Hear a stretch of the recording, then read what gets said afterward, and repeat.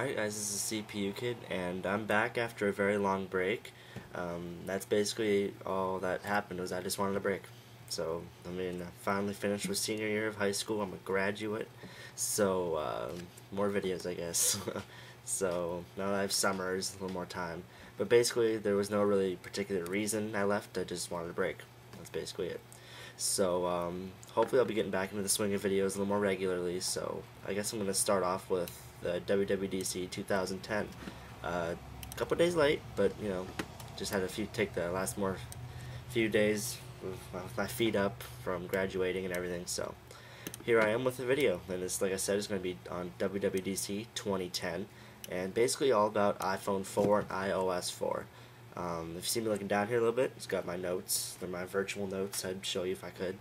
But basically, like I said, iPhone 4. So let's just go ahead and get right into it. But really, before they got into anything else, they mentioned the iPad, that they've sold the 2 million. It wasn't, I think, like the day of the keynote, but it was a few days prior. So that's great news for Apple. A lot of people really bashed the iPad, said that it wouldn't work, that it was just a big iPod Touch, all that garbage. They're wrong. That's the bottom line. 2 million people, and they said they're selling one every 3 seconds. So, like, iPad sold, So it's kind of crazy. So all the people that said it was going to fail, that they're fails. So that's basically it for the iPad. Great news for the iPad. So now moving on to the iPhone. First, I just want to say that I was with everyone, really all like the Apple fans, when Gizmodo unveiled the new iPhone, like months before. I don't know if it was like weeks or months, whatever, but before Apple did. This, like, that whole bar story, everyone knows about it. I was very skeptical. I didn't believe it, and, like, on the actual phone, how it has like the ridges, like the little slits, that did not look like any Apple engineering to me. So I was with all the Apple fans that said it was probably fake. So, but they were right. I mean, that is what was revealed. So, first I just wanted to say that Gizmodo, you were right. Kind of shiesty. I would never do that to Apple, but they were right. So it was the real thing. So anyway, talking about the actual phone and iOS 4 as its new name, it's not iPhone OS, it's just iOS, which makes sense. The few things, I just have like the main things here. I'm not talking about like the Netflix app or stuff like that, just like apps that they came out with. So first I just want to talk about multitasking. I will definitely agree, this is long overdue. Like, I have the first generation chilling up here. We should have had it since then. It's really sucked to not have multitasking on such a capable phone, and especially with Android now that's out. It's getting really competitive now. Google really knows what they're doing. Apple knows that, so they really stepped their game up with this. Like they said, they call this like the biggest change, the biggest revolution since the first iPhone. That guy up there. So, and I'll agree with that. Multitasking is a huge deal, and now we finally have it. Apple, they did it right, I guess you could say, with saving battery life and performance. So, I'll trust Steve Jobs. He's a good guy. He knows what's up. So that's pretty much it. Multitasking, running various apps all at once, such as Pandora and a game, or Pandora and Notes, or Mail, or just stuff like that. So that's very cool. And moving on, the thing that really surprised me the most, I think, out of this entire thing here, was high definition video. With a camera as big as that, it's just like that big, you can shoot 720p, 1280 by 720 resolution, I believe 1280, on a phone. Not only that, but you can edit it with iMovie, which is very, very capable. That's what I'm using to record this, is iMovie. So to move this onto a mobile platform is just kind of ridiculous. Along with the front-facing camera, you could probably record yourself kind of like this on the go, without having to rotate phone. You can actually see what you're doing, what you're recording. So that's very cool.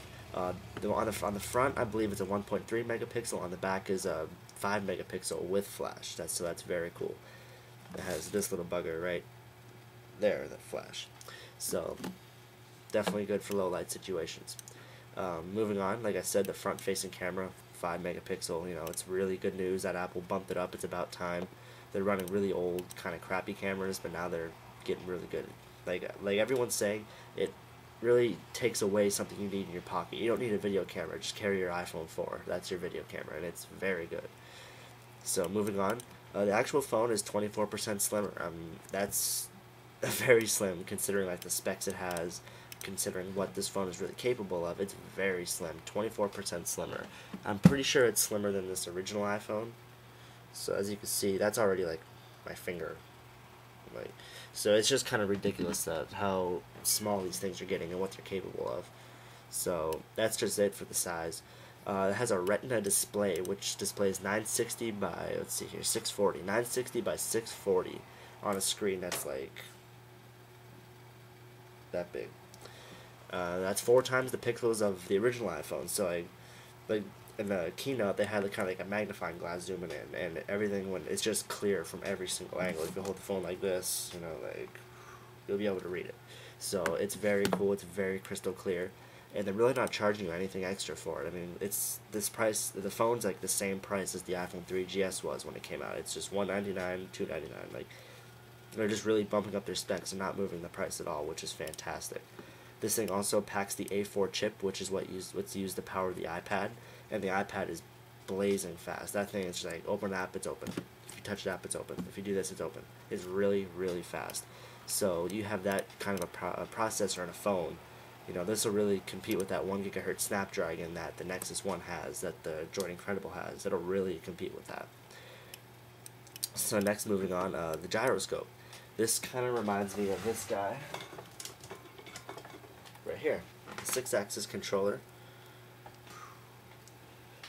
That's big news. It already has a pretty good accelerometer for stuff, you know, like doodle jump, where you just kind of, I'm leaving this thing down here, unplug it like 1,000 times, but you know, you're tilting it, you know, but now it has 6 axes, if you will, of motion. So it's very cool for apps. Lots of potential with that.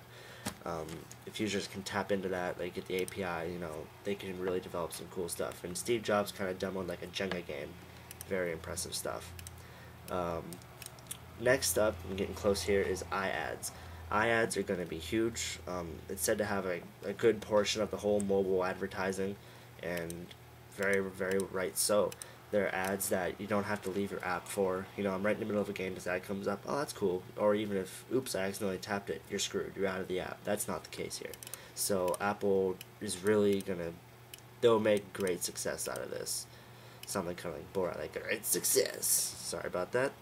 Anyway, yeah, iAds look to be very successful, very promising. They're fully interactive. Like, they demoed a Nissan app, Toy Story 3, or ad, not app, but yeah, just stuff like that. They're fully interactive. They're very cool. And the last thing here is FaceTime. That was like the one more thing. I was hoping that the one more thing would be a switch to Verizon rather than AT&T. But it was FaceTime, which is still very cool. However, right now it is only over Wi-Fi. FaceTime, what that is it uses either camera, like the back camera here, or the front-facing camera, and you can record yourself, and you have conversations. It's kind of like Skype, sort of. Just it's video conferencing, but on a mobile phone. Like I said, the only bad downside of it really is that it's over Wi-Fi. But Steve Jobs even addressed that. You know, once they work out deal with carriers like AT&T. Hopefully one day Verizon, but once they work out deals like with the data and stuff, then hopefully I could be chilling right here, just like in the Amazon rainforest, or like trapped on a monkey or something, and be like, yo, I need help. You know, just video conferencing. You know, here's what's going on. There's a monkey trying to attack me. You could show them the monkey, and they'll send help. So being able to see is really cool. Like, see in conversation, it's gonna be really cool. So that's basically it. I have like a minute left here. So that's basically, like I said, that's basically it for this video.